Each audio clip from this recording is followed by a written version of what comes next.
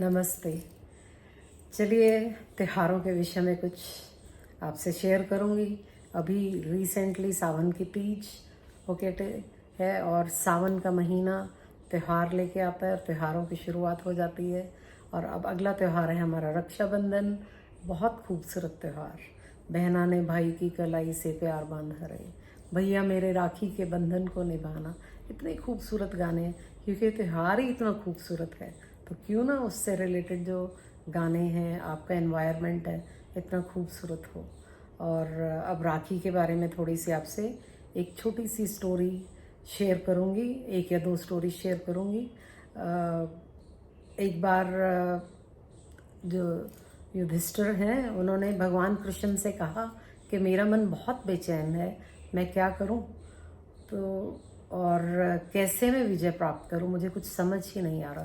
तो भगवान कृष्ण ने कहा कि तुम रक्षा सूत्र लो और सारे सैनिकों को बांध दो।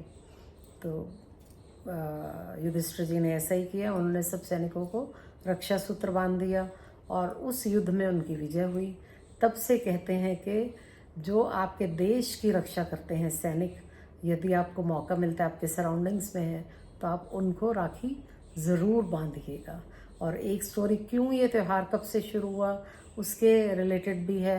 कहते हैं कि विष्णु पुराण में भगवान विष्णु के मन में एक बार आया कि राजा बलि के घर में अश्वमेध युद्ध यज्ञ हो रहा है, तो मैं उनके घर जाता हूँ और उनकी परीक्षा लेता हूँ। तो उनके घर साधु का वेश धारण करके चले गए।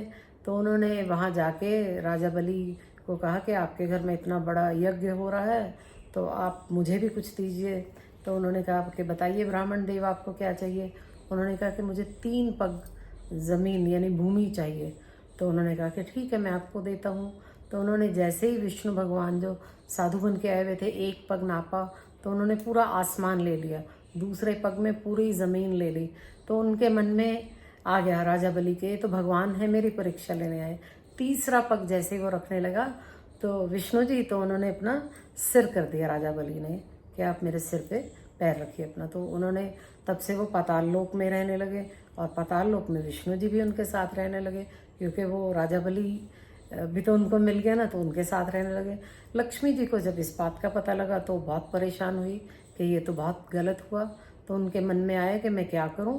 तो वो एक जो है साधारण स्त्री बन के राजा बलि के यहाँ गई और उनको बोला कि आज का दिन, उस दिन भी पूर्णिमा थी श्रावण मास की।